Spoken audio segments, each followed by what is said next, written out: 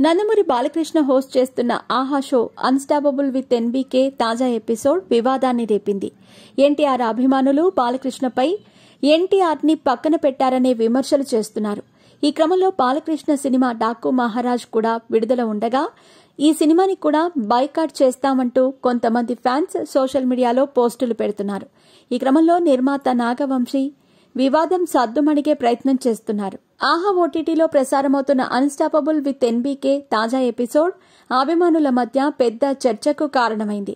బాలకృష్ణ ఈ ఎపిసోడ్లో డైరెక్టర్ బాబీని ఆయన గత సినిమాల గురించి, పనిచేసిన స్టార్స్ గురించి అడిగారు. అయితే ఎన్టీఆర్ నటించిన జైలవకుశ గురించి ఒక్క మాట కూడా ప్రస్తావించకపోవటం ఎన్టీఆర్ అభిమానులను తీవ్ర ఆగ్రహానికి గురిచేసింది. ఎన్టీఆర్ అభిమానులు బాలకృష్ణపై ఉద్దేశపూర్వకంగా తమ అభిమాన హీరోని పక్కన పెట్టారనే ఆరోపణలు చేశారు.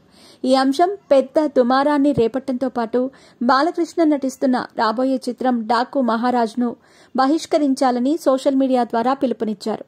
ఈ సందర్భంగా బాలకృష్ణతో పాటు BVS Ravi, creative producer Tejaswini కూడా టార్గెట్ చేశారు. డాకు మహారాజ్ చిత్ర నిర్మాత నాగవంశీ కూడా ఈ వివాదంలో చిక్కుకున్నారు. ఇటీవలే ఎన్టీఆర్ అభిమానుల మన్ననలు పొందిన నాగవంశీ దేవరా చిత్రాన్ని ఆంధ్రప్రదేశ్, తెలంగాణలో విజయవంతంగా విడుదల చేశారు.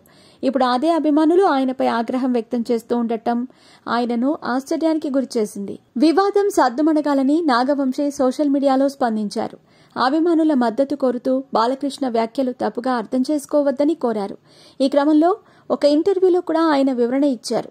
ఒకరోజు సినిమా సెట్లో చర్చ జరుగుతున్నప్పుడు బాలకృష్ణ గారు ఒక పాత్ర గురించి చెప్పి అది ఎన్టీఆర్కు బాగా సూట్ అవుతుందని అన్నారు అని నాగవంశీ వివరించారు.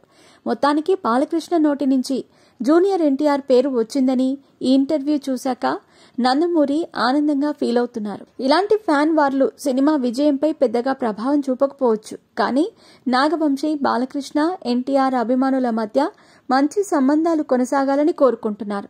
ఈ వివాదం త్వరగా సద్దుమణిగి అన్ని వర్గాలు కలిసి పనిచేయాలని ఆయన ఆశిస్తున్నారనేది ఆయన పోస్టుల్లో, అలాగే ఇంటర్వ్యూలో స్పష్టంగా అర్థమవుతోంది.